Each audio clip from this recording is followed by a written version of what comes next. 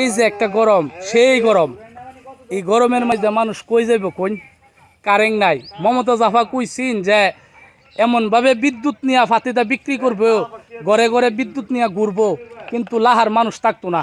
কিন্তু মমতা জাফা জানে না যে কথাটা কইছে আবেগের চুড়ে, এখন এই বিদ্যুতের জন্য মানুষ সবই বন্ধ হয়ে হাওয়া আইতাছে, বাতাস আইতাছে, বুঝছেন? আচ্ছা, যাই হোক, দেশের এই পরিস্থিতি, এই যে মানুষগুলি দেখছেন, সবই মানুষ বর্তমানে বেকার। আর আমাদের অনেকজনই বলে একটা লোকও বেকার না, বেকার না, সবের কর্মস্থলে কর্ম দিছে। আসলে কথাটা ভুল। এখন আমরা জানতে চাইতেছি যে শালম ভাইয়ের কাছে, শালম ভাই, দেশের যে এই পরিস্থিতি নিয়ে কিছু একটু বলেন। দেশের এই অবস্থা কেন? আমি কি কইতাম, আমার তো জড়া ভিড়াও কি কথা হইলেছে কিলিকা ভাই, দেশের যে পরিস্থিতি হয়েছে, ওদের গরমে কোনো কাম বাইজ করতেই না, পূজার লাগি গেলে বেড়াতে স্টক করে আইতারে না, আগদারে না, লেদাইতারে না। এই জন্য এই যে গরমটা, এটা কি আল্লাহ রাব্বুল আলামিনের কোনো গজব, নাকি আমরা কোনো পাবলিকের দোষ, নাকি কোনো দল টলের দোষ? না, আল্লাহর কোনো দোষ নাই, সবথেকে দোষ হইলো পাগলিবে। পাবলিক কি করছে? পাবলিকের দোষটা হইলো দোষটা আপনি বুঝাল। পাবলিকের দোষটা হইলো মনে করুন কি গরম আদমকে ভালোবাসার জন্য, হ্যাঁ, আমার আল্লাহ পাক কয়ে দিছে এই আদমের লাগি, এই আদমের লাগি মানুষকে মানুষ চিনে না, কেমনে চিনে না? এক ভাই আর আরেক ভাই পোলাও কুরমা, আরেক ভাই উকিয়া, আরেক ভাই ইডা, আর বাবা খুব কষ্ট করে জীবতাতে পালে করে লবণী বউ আনবার লাগে। এই বউ আইলা 3 দিন পরে বউ বললে বইলা জায়গা, এই হলো পরিস্থিতি। আর কুরবানির মেধে, ঈদের মেধে গিয়া কি গরিব কাকেলিরে সবাই করে মাংস দিবেন, নাহলে কুরবানি হতো না। আর 3 দিন পরে ফিরিস পড়াতে আর এই হলো দুনিয়ার নীতি। আল্লাহ গজব দিত না কি দিত? এই মানুষের লাগে আল্লাহ গজব দিছে। আলাল ফকির বলেছে কিছু হাত কথা নিয়ে আমি মান করি না, আমি মানুষের ভিতরে মান করি। কিলিকা মানুষ হলো 1 নম্বর শয়তান, বুঝলি ভাই? তুমি মানুষকে মানুষ ভালোবাসতো, তাহলে মানুষ আল্লাহ আল্লাহ কইছে আমি আদম, আমি যতদিন আদম থাকবো অতদিন আমি কিয়ামত করবো না। কিলিকা হইছে এই মানুষ শয়তান হইছে, এই কারণে আল্লাহ গজব দিতেছে। আপনার কথাগুলি কিন্তু ভাই খুবই সত্য। হ্যাঁ ভাই, আপনি যাচাই করে দেখেন। শয়তান তো আসলে শয়তান না, মানুষের ভিতরে শয়তান বসবাস করে। আমি আমার একটা ভূত আছে, আল্লাহর মাল বড় করুম, তুমি আমার ভূতের বিয়ে শাদী করাই আনি, লবর গরিব গরু বড় লাগে, তুমি সব বইলা জায়গা তা তুই না কি থাকবো আর? এই হলো পরিস্থিতি। মানে আপনি বলতে চাইতেছেন যে ছেলেরে বিয়া করাইলে বউ ফায়া, রমণী ফায়া, মা বাবার বুঝলা ও ফিরিজ তোলে, ফিরিজ বড় বড় আমার না বড় লাইতের বারোটার বড় ভাই করে দেয়, আর বাপ মায়ের তো বলতে। এইটা হলো মানুষের পরিস্থিতি। আমি কি কইতাম আর ভাই তোমার সিরাজ ভাই, আল্লাহ ভাই সম্মানী ভাইয়েরা, আপনারা যাই করেন বাপ মারে দিকেন, আদমকে ভালোবাসেন, আমার আল্লাহ পাক খুশি হবে। লালন ফকির বলেছে কিছু আন কথা নিয়ে আপনারা মান করেন না। মান কিলিকা করেন, ঘরের মেয়েদের সংসারের মেয়েদের কার্যাজন করেন, উচি মাছি তাই আদমদের কষ্ট দেন। এই আপনারা কষ্ট দিলে আমার আল্লাহ সইতো না। এই কারণে কইছে তুমি লালন ফকির আন কথা নিয়ে করো, মান করো না, মানুষকে ভালোবাসার জন্য আল্লাহ পাক কয়ে দিছে। এই যে ভাইরা অসাধারণ কথা বলতেছে, এর জন্য কি একটা তাল্লি হবে না?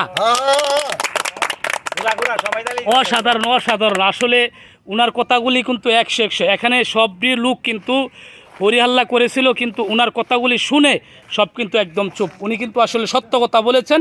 লালন ফকির বলেছেন। লালন ফকির কি বলেছেন ভাই?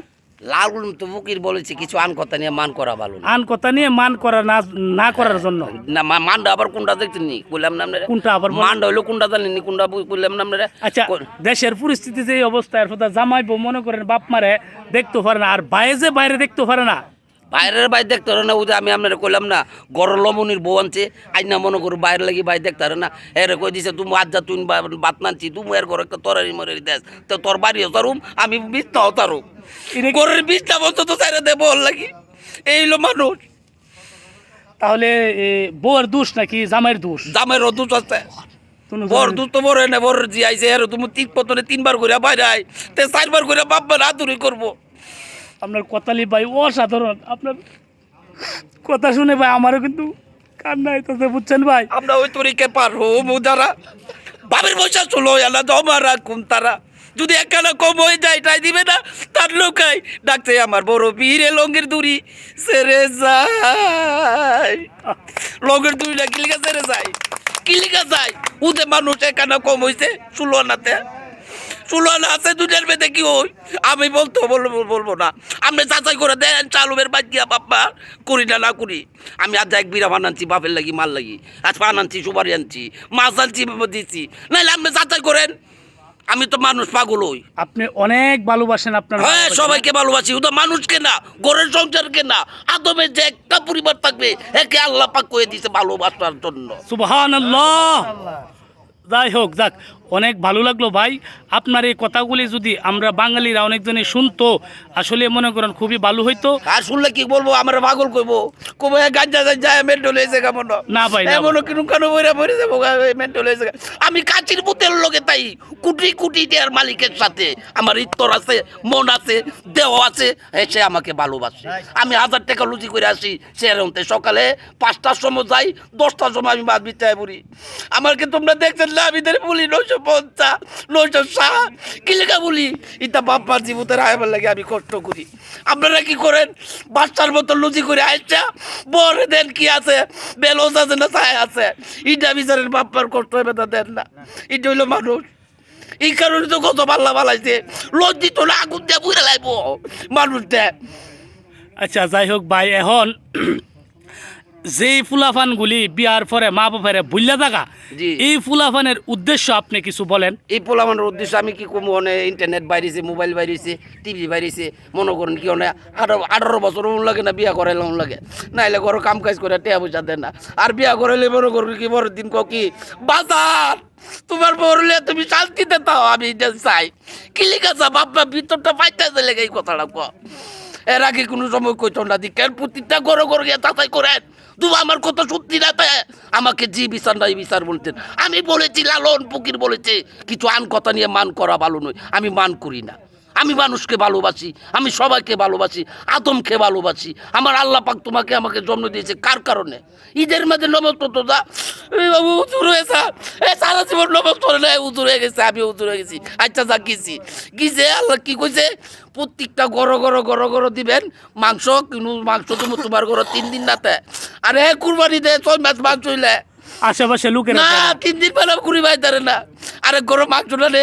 কান্দে এর বাচ্চারা তুমি 2টা দিত এর বাপটার আয়া কষ্ট পাইলে আমি তো ঘুরে দিয়ে আমি তো দৌড়া লাগাইলা আর আমি তো বাচ্চা বল আমি কইতে 850 টাকা কেজি মাংস না হবো আমার এই তুমি কাছে আমার আছে পারে মামুর কি 220 টাকা কেজি নাই তারও আমার এইটু পাল্লা নাই তো আচ্ছা যাই হোক ভাই, অসাধারণ কথা বলেছেন ভাইজান, অসাধারণ কথা বলেছেন।